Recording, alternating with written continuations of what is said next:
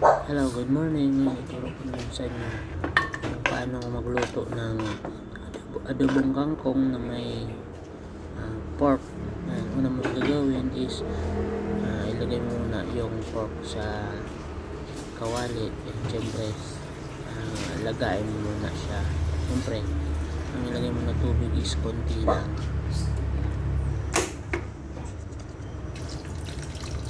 Yan, konti lang ilagay mo na tubig. After nyan, takpan mo siya para mabilis maluto. Ayan. Siyempre, una mong gagawin pala, magpakang ka muna, magkuha ka muna ng mga sangkap niya. Mag-iwain mo yung sangkap niya.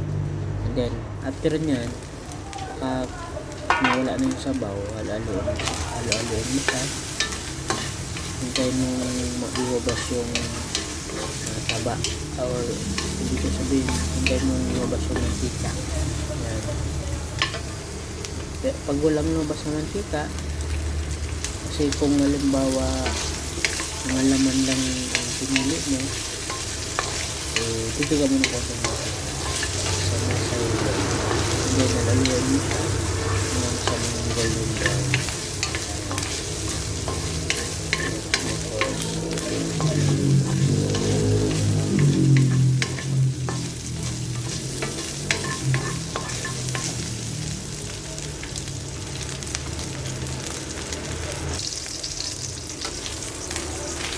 Pag naging golden brown na, gagawin mo, itabi mo muna yung mga karne yan sa gilid.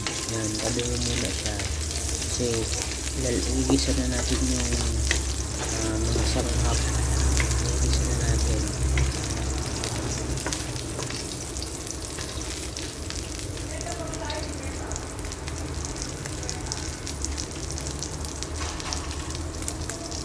Ang natin nilagay is yung bawang, sibuyas, tapos yung luya.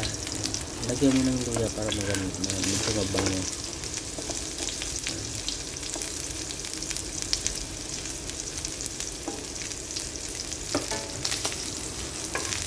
And then halaluin mo, hintayin mo ulit na maluto yung mga sangkap, sibuyas, bawang at luya. Kahit mag golden brown siya, hintayin mo.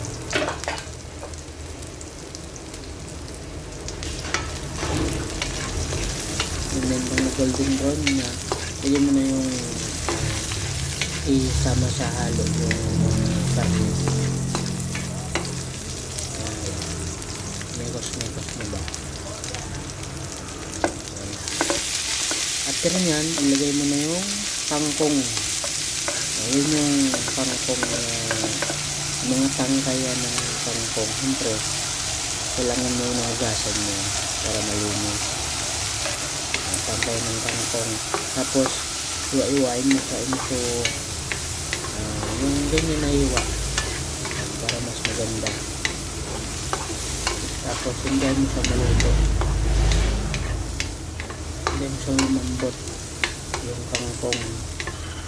Paglagay mo yung dahon, malambot na yung kangkong. Hindi na magaano maluto yung dahon pag nilagay mo yung dahon.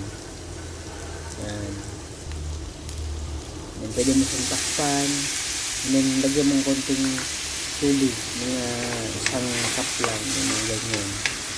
Halaluin mo ulit.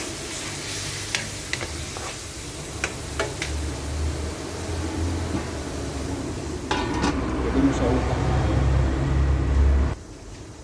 Then, pag nakita mo nang luto na, luto na yung kangkong, yung tangkay, pwede mo na ilagay yung dahon ng kangkong. Siyempre, hugasan mo ulit yan bago mo ilagay. Hugasan mo mabuti para malinis. Hintay mo ito maluto yung dahon ng kangkong.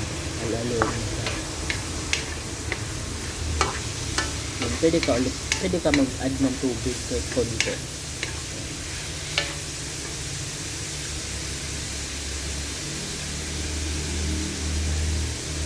then sunod nung ilalagay, pwede mo na siyang lagyan ng ng toyo. Yung paglalagay ng toyo, depende yun sa mo, sa panglasa. Ako, konti lang nilagay ko dyan kasi yung seasoning kasi medyo may yun, medyo parang may asin na. Kaya konti lang nilagay ko dyan. Pero kaya sa'yo yun, kung medyo kulang yung lasa mo, pwede mong dagdagan. Ngayon, lagay mo na yung paminta. Pwedeng pamintang buo, pwedeng yung durog na durog, pwedeng tapos lagay mo yung seasoning. Ganyan lang kasimple mo. Ganyan ako kasimple magluto ng adobong kangkong.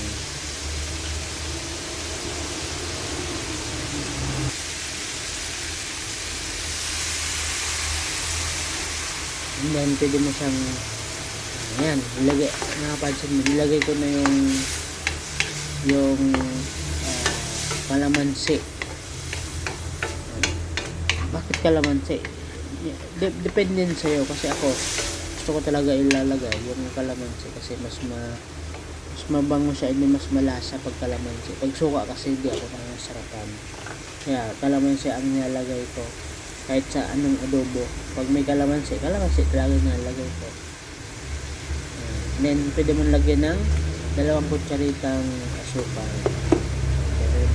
para umubas yung lasa niya.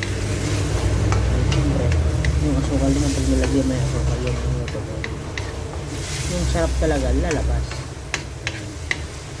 Sa'yo yun, pwede mo kung gusto mong lagyan ng asukal. Sa akin kasi nilalagay talaga ako ng asukal kahit konti para lumabas yung lasa. And then yun na, ito na yung finished product natin. Ayan, napakasarap niyan. Ngayon, kung napanood mo tong video na to, please like, comment, and share. Yun lang.